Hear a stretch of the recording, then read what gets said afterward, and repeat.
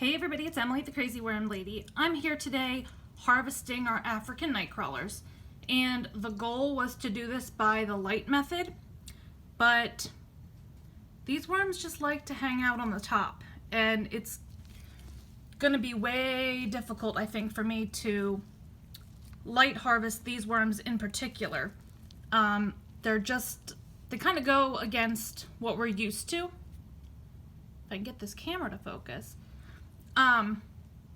And so I think I'm gonna have to just normally harvest this bin, and maybe with my next harvest of my blue worms or my red wigglers, I'll be able to light harvest them. But these guys are just so feisty.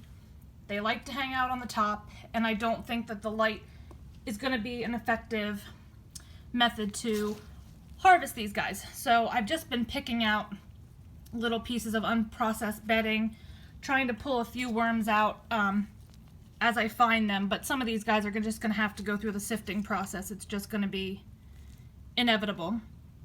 So I'm going to start sifting these guys using my sifter basket. I have another mortar tray here that I'm going to sift it into, and then I will bring you guys along for periodic updates. Throughout this process. I'll let you know how long it takes me and if we find any cocoons, things like that. So I apologize that we're not going to be able to do the method we had intended, but African night crawlers just kind of go against the grain as far as not wanting to avoid the light. They just don't seem overly bothered by it. So I'll bring you guys some periodic updates, and we'll get these guys harvested and get the new bin fed. Okay guys, so I wanted to show you what I've done so far. This is the mortar tray I'm sifting into, and I don't have a whole lot in here just yet. I had this about halfway full, already sifted all of that. This is all the compost from closer to the bottom, and it's rather wet.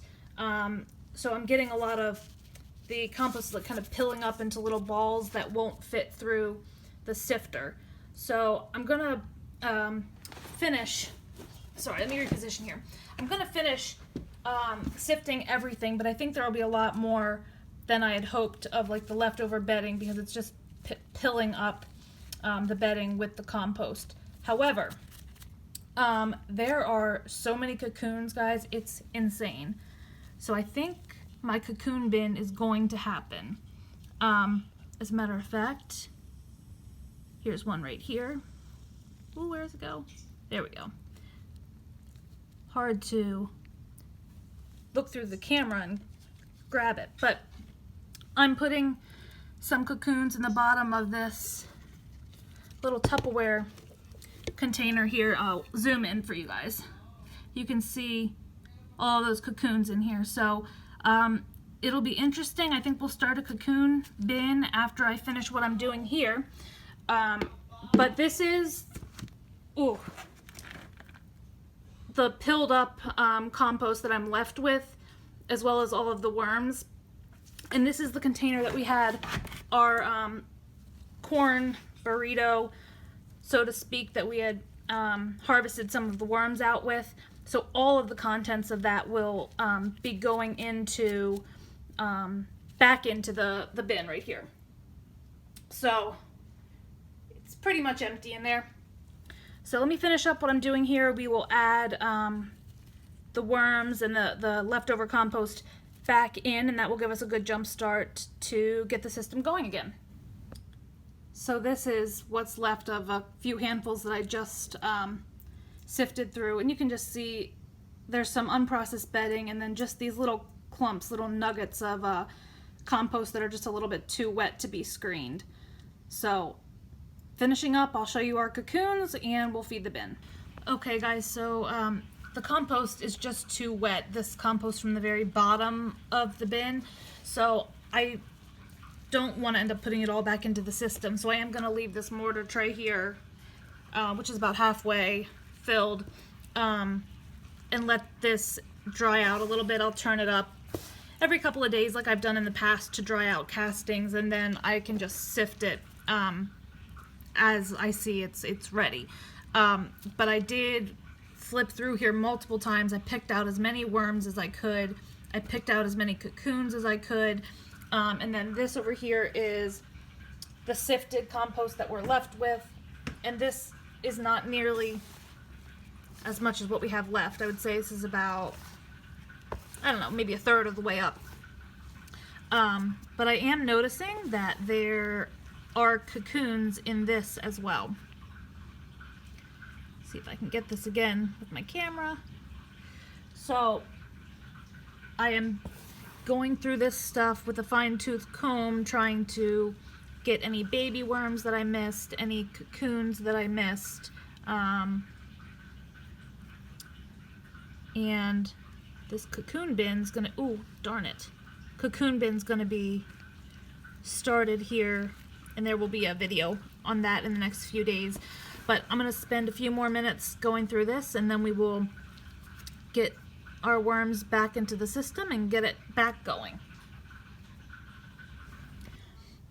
Okay guys, finally, before moving on, this is my tote that has my blue worm and European nightcrawler compost in it. And when I did my harvest video of the European nightcrawlers the other day, I gave you kind of a side-by-side look at the castings, and they looked almost identical to the blue worm castings, but I don't know if you guys can really tell, but they're significantly darker, the African nightcrawler compost. So get my camera to focus.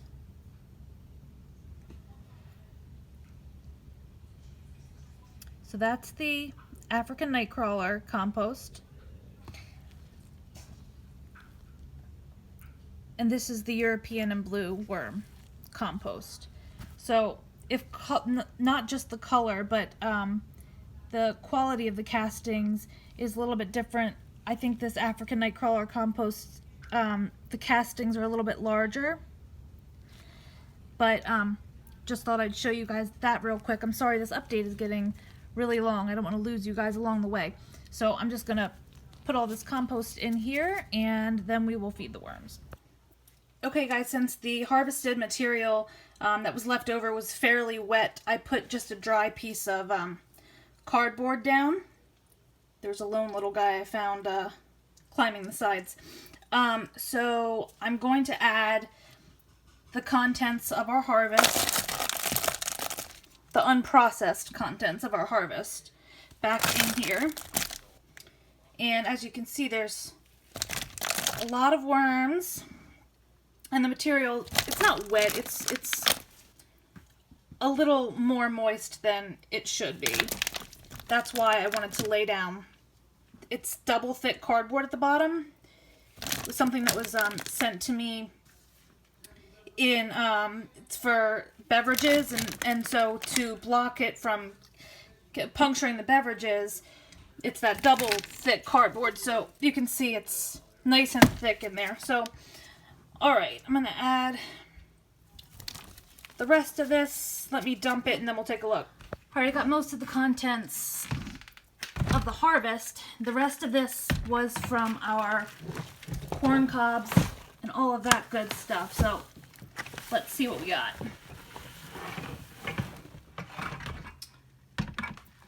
Still got a good number of worms in the bottom. I will fish them out.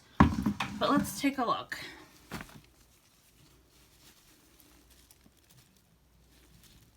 These are the worms that we harvested out. They were wrapped up in this little piece of newspaper, which this newspaper is definitely breaking down some. And I do see some worms in here. I'm trying to see if there's some bugs in here too. It's hard to say because the pulp is breaking apart. But it's looking pretty good. And I do think we have some bugs. Looks like a larva of some sort. So I'll make sure we bury this all up real well, because I do see a few signs of those little larvae as I'm looking at this here. So let me get all of this mixed up, and then we will add some watermelon that I have for these guys.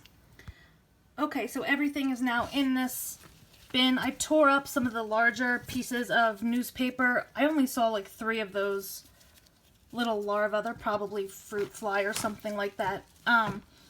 But the worms are in here. They're hiding somewhat, but there are a ton of them still. There's a few. Lots of babies. I know some cocoons made their way back in here as well. But there's a lot of carbon in here, meaning bedding. But I've found that the African night crawlers go through the bedding sometimes even before they show interest in the food. So despite the fact that there's already a lot of bedding in here, just because I'm adding watermelon, I am going to add a little bit more shredded newspaper just to ensure that it doesn't get too wet. I'm going to, in the future, make sure that I harvest this bin more frequently. That way, I won't have to worry about the bottom getting so wet. I think that happens because it gets so deep and I don't always get to aerate up through the bottom. So instead of letting this thing fill all the way up to here, I might only let it fill to here or so, and that way there will be enough air that I'll be able to circulate and it'll be easier to harvest. But here's some watermelon. It's mostly thawed, but it's still cold in spots, so it's also good that we lay down bedding first.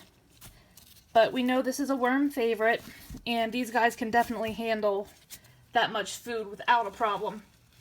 So I will give it a little bit more eggshell. And I'm just going to use this existing bedding to cover this back up. And I'm sure they will get a little anxious at first from the cool watermelon, and they'll climb the sides on me probably for an hour or two, and then they'll settle down. But I think now I have everything buried up, and I'm just going to leave it for another week, and then we're just going to keep working this bin like we do any of my other bins.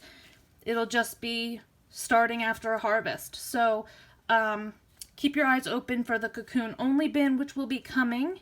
And I thought for fun I would show you guys. These are the cocoons that I harvested. I put a penny in there for reference, size reference. But you can see the sheer number of cocoons. I stopped counting at about 50, and I know there's a lot more than that here. So just for fun, we're going to do Price is Right rules, and I want you guys to guess how many cocoons I ended up harvesting. Again, I'm going to give you guys a nice good look at this. So whoever gets closest without going over, I'm going to mail you a pound of African night crawlers. So I will give you until next week to put your guesses in, and I will announce the winner as well as what the number was next week. So drop those comments below, like this video, and subscribe if you'd like some more content from me. I'll be back with you guys real soon for an update.